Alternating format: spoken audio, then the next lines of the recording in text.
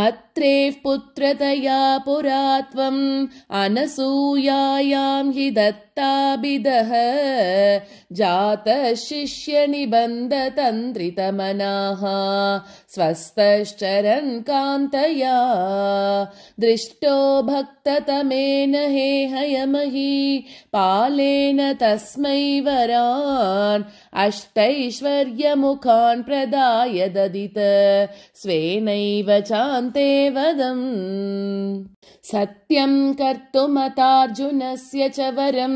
तच्छक्तिमात्रानतं ब्रह्मद्वेषि तदाखिलं नृपकुलं हन्तुं च भूमेर्भरम् सञ्जातो जमदग्नितो भृगुकुले त्वं रेणुकायां हरे रामो नाम तदात्मजेष्वरजः पित्रोरदासम्मदम् लब्धाम्नाय गणश्चतुर्दशवया गन्धर्वराजे मनाक् आसक्तां किल मातरं प्रतिपितुः क्रोधाकुलस्याज्ञया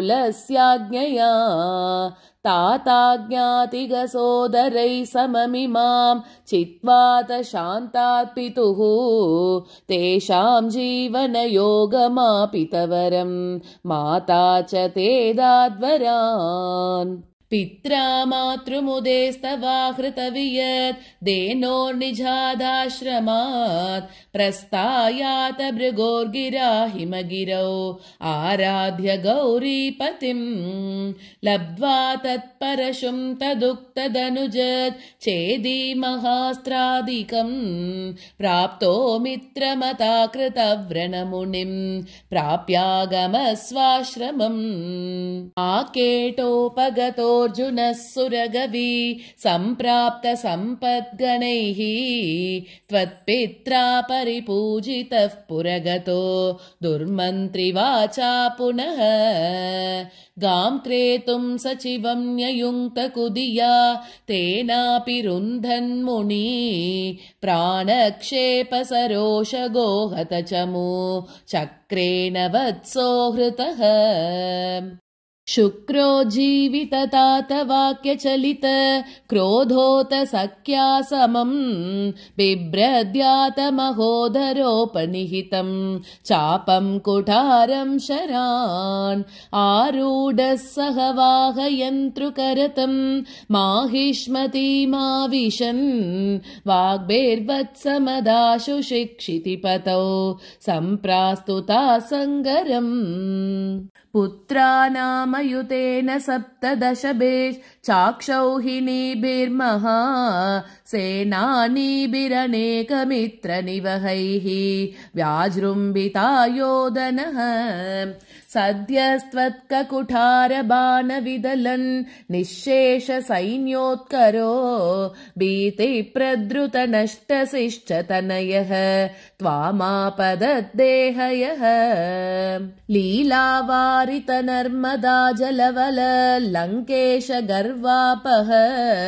श्रीमद्बाहुसहस्रमुक्तबहुशस्त्रास्त्रं निरुन्धन्नमुम्